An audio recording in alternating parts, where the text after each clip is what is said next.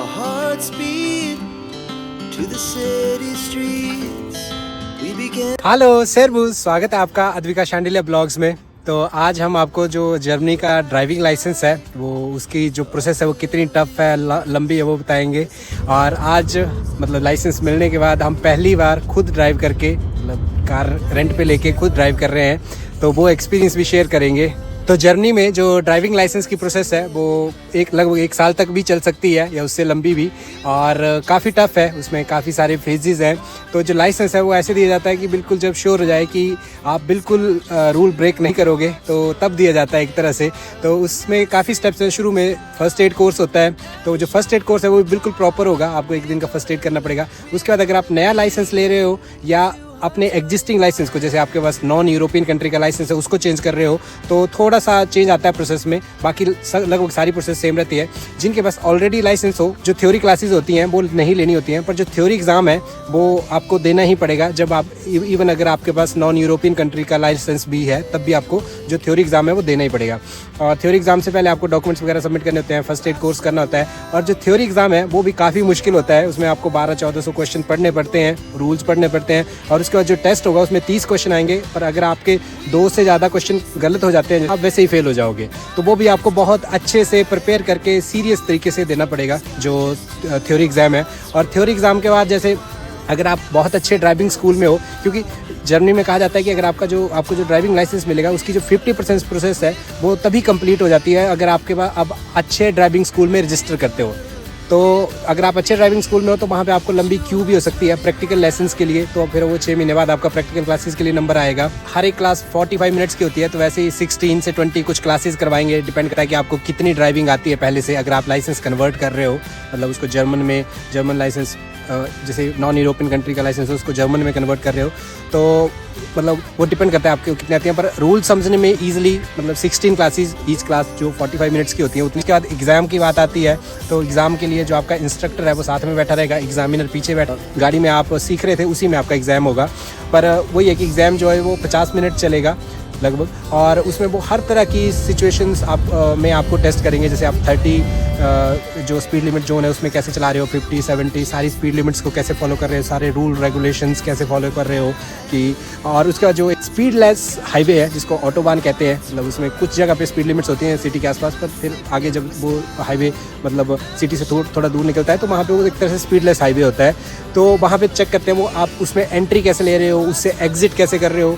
तो आपका जो टेस्ट है वो हर सिनेरियो में लिया जाता है, मतलब वो अलग अलग तरह की पार्किंग करवा के देखते हैं। तो बहुत मुश्किल होता है टेस्ट। और उसके बाद फिर लाइसेंस दिया जाता है, और लाइसेंस के बाद भी आपको 2 साल का प्रोबेशन पीरियड रहता है। अगर आप उसमें गलती करते हो तो चांसेस है कि आपका लाइसेंस फिर से 2-3 साल के लिए जा सकता है। तो बहुत ही मुश्किल प्रोसेस है। और अगर आपके पास जब एक बार लाइसेंस मिल गया तब भी आप बहुत संभल के चलाओगे तो एक अच्छा भी है ये, पर कुछ केसेस में थोड़ा सा मुश्किल हो जाता है लोगों को कि बहुत मल्टीपल टाइम्स वो फेल हो जाते हैं, मतलब जो प्रैक्टिकल एग्ज़ाम है, तो थोड़ा सा डिमोटिवेटिंग भी हो जाता है। टिप ये है कि जैसे आपके पास अगर साइकिल है तो आप साइकिल के साथ उन्हीं ट्रैक पे रोज़ प्रैक्टिस करो जहाँ पे आप गाड़ी की प्रैक्टिस कर रहे हो। तो मतलब एक बेसिकली माइंड को ट्रेन करना है उन सारे साइन सिंबल्स के लिए। पर वैसे बहुत मुश्किल प्रोसेस है। तो इन माई केस मतलब मैंने तो फर्स्ट टाइम में लकीली फॉर्चुनेटली पास कर लिया था, पर अब ट्रेनिंग स्कूल के बाद फर्स्ट टाइम मैं ये कार जो है वो ट्राई करने जा रहा हूँ। और देखते हैं कैसा रहता है एक्सपीरियंस। हम थोड़ा सा वैसे ही एक लेक है यहाँ पे आमेरजे, वहाँ तक जाने की सोच रहे हैं। और यहाँ पे ये रेंट वाली काफ़ी कंपनीज है, जैसे ये फ्री टू मूव, माइल्स वगैरह, तो हम फ्री टू मूव ट्राई करके देख रहे हैं। फिर हम आपको आगे थोड़ा दिखाते चलेंगे साथ साथ में थोड़े से यहाँ के व्यूज़, लैंडस्केप और थोड़ा सा यहाँ का ड्राइविंग एक्सपीरियंस। तो ये जो रेंट पे कार है, जैसे ये बस आप easily free to move app पे जाओ, यहाँ से ब्लूटूथ ऑन करो और यहाँ ऐप से ये गाड़ी ओपन हो जाएगी आपके लिए। और फिर इसके अंदर फ्यूल इंक्लूडेड रहता है। जो फ्यूल है मतलब गाड़ी के अंदर वो आप अगर कम है फ्यूल तो गाड़ी मतलब आपको किसी पेट्रोल पंप से डलवा दो, तो इनके डेजिग्नेटेड पेट्रोल पंप होते हैं जहाँ से इनका टाई अप्स होता है, तो फ्री में डालते हैं फ्यूल्स। ये अगर आप अपना खुद पे कर रहे हैं तो आपको रिफंड कर देंगे, पर जो आपको अदरवाइज जो ये रेंट लेते हैं उसमें फ्यूल इंक्लूडेड रहता है। तो ये पहले बोलते हैं कि फ़ोटो ले लो आप गाड़ी के और नोटिस कर लो कि कहाँ पे डैमेज है या कुछ है, और एग्जिस्टिंग डैमेज भी बताते हैं कि उससे ज़्यादा कुछ दिख रहा है तो वो बता दो। तो बस वही है। और उसके बाद जैसे गाड़ी के अंदर ही आपको ये भी ऐप में बता देंगे कि चाबी कहाँ पे रखी है, जैसे कि वो दिख रही है यहाँ पे। बस इसके बाद अभी आपका ट्रिप शुरू हो जाता है और आप उसके बाद एंजॉय करो राइड। तो अच्छी गाड़ी दिख रही है, बढ़िया, फर्स्ट क्लास है। तो जैसे कि ये ऑटोमेटिक है, तो इसमें बस आपका एक राइट साइड में एक्सीलरेटर है और लेफ्ट साइड में ये ब्रेक है, तो कोई गियर का झंझट नहीं है। जो एक कैटेगरी होती है इसको V97 बोलते हैं ये, जिसमें मैनुअल और ऑटोमेटिक दोनों का लाइसेंस रहेगा आपको, पर एग्जाम जो है सिर्फ ऑटोमेटिक पे होगा। जो मैनुअल गियर्स की आपकी स्किल्स हैं वो जो ड्राइविंग स्कूल है उसका जो इंस्ट्रक्टर है वो ही चेक करता है। तो ये एक अच्छी चीज़ है, ये थोड़ा कंफर्टेबल है और ईजी है। इसमें गियर्स का कोई सीन है, गियर नहीं है, तो जैसे आपको जब रिवर्स करना होता है तो ये R पे होना चाहिए, अदरवाइज जब आपको एन न्यूट्रल हो गया और D करना है, मतलब जब आपको फॉरवर्ड ड्राइव करनी होती है तो हमेशा D पे रहना चाहिए ये। और ये जो है यहाँ पे ये हैंड ब्रेक है, पार्किंग ब्रेक, ये इसको हम पार्किंग ब्रेक को रिलीज़ कर रहे हैं। और अभी हमें जैसे रिवर्स करना है पहले तो R पे कर लिया, और बस उसके बाद आपको ब्रेक और एक्सीलरेटर है उन पे ही मतलब ध्यान देना है सिर्फ।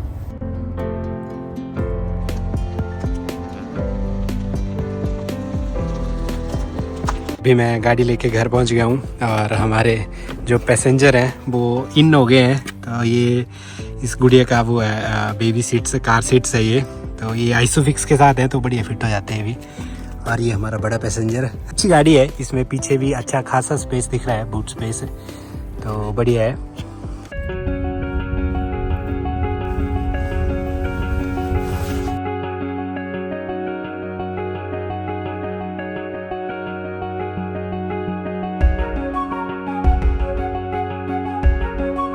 तो अभी हम यहाँ पे रुक गए हैं थोड़ा गाड़ी में तेल डलवाने के लिए, तो यहाँ पे खुद ही तेल डालना पड़ता है। तो अभी हम एक्सप्लोर कर रहे हैं कैसे डलेगा। तो यहाँ पे ये पहले जो हम कार्ड डिटेल शेयर कर रहे हैं, कार्ड शेयर कर रहे हैं, उससे एक फ़िक्स अमाउंट, जैसे maximum amount like 100 euro 200 euro वो ब्लॉक कर लेंगे।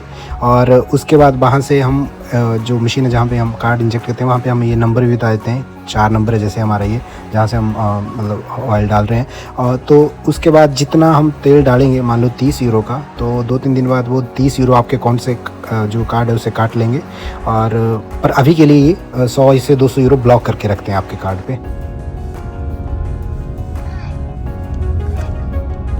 तो जैसे अभी हम यहाँ पे आमेर जे पहुँच गए हैं सब चीज़ें फर्स्ट टाइम एक्सपीरियंस कर रहे हैं। तो यहाँ पे ये जो मशीन है पार्किंग, मतलब यहाँ पार्किंग के लिए आपको टिकट लेनी पड़ेगी। और टिकट का क्या है कि जैसे लिख रखा है यहाँ पे, जो अगर आपको 1 घंटा ही रुकना है तो आपको सिर्फ ये ग्रीन बटन दबाना है, तो 1 घंटे की जो टिकट है फ्री है। और उसके बाद हर घंटे के जैसे 1.5 यूरो लगते जाएंगे। अगर पूरे दिन की टिकट लेनी है तो 6 यूरो। तो इस तरह की यहाँ से एक टिकट लेके आपको, मतलब एक रिसिप्ट लेके पार्किंग की, फिर गाड़ी के जो बोनेट है उस पर डैशबोर्ड पे रखनी होती है, वो विजिबल रहनी चाहिए बाहर से, ताकि आपका चालान ना हो। तो ये जो आमेर लेक है, आमेर जे बोलते हैं इसे, अभी हम वहाँ पहुँच गए हैं। तो ये 16 किलोमीटर लंबी लेक है, जो इसकी लेंथ है वो 16 किलोमीटर है। तो ये जर्मनी की 6th लार्जेस्ट लेक है। और इसमें इसके बीच में भी शिप चलता है एक एंड से दूसरे एंड पे, तो मतलब वो टाइमिंग है उसकी, आई थिंक 2-2 घंटे पे चलता है वो। तो ठंड के टाइम तो वैसे लोग कम ही आते हैं यहाँ पे, जो नज़दीक के लोग हैं मुझे लगता है वही इवनिंग वॉक के लिए आते हैं, क्योंकि काफ़ी ठंड में ज़्यादा मज़ा नहीं आता।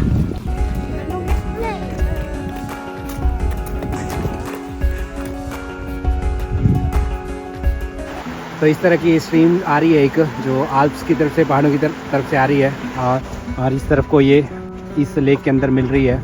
और जो कार में हमने फ्यूल डलवाया था, अगर आप जो कुछ डेजिग्नेटेड पेट्रोल पंप है वहाँ से डलवाते हो तो वो फ्री डलता है। अगर आप किसी और पेट्रोल पंप से डलवा रहे हो जो मतलब उनकी रेंज में, या तो आपको बस वो रिसिप्ट लेनी होती है और वो सबमिट कर देनी होती है। तो उसमें वो आपको क्रेडिट भी देते हैं 5 यूरो का, कि जैसे आपने तेल डलवाया गाड़ी में, इसलिए आपको क्रेडिट एक्स्ट्रा एक बोनस सा देते हैं। और आपको जो आपने फ्यूल के पैसे जो स्पेंड किए होते हैं वो आपको वापस आ जाते हैं। बस यही है ठंड में जो मतलब यहाँ पे बने हुए हैं, पूरी चहल पहल बना रखी है। वैसे काफ़ी ठंड है, आज भी माइनस में है टेम्परेचर, तो लोग बहुत कम है यहाँ पे।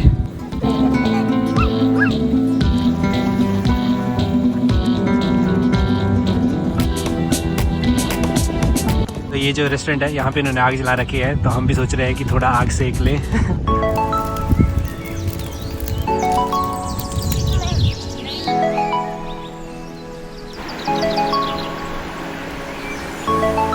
तो कहीं भी चले जाओ, करना हमने वही होता है। जैसे अभी बच्चों को खिलाना है तो कहीं भी खेल लो, चाहे आमिर जे हो चाहे घर पे हो।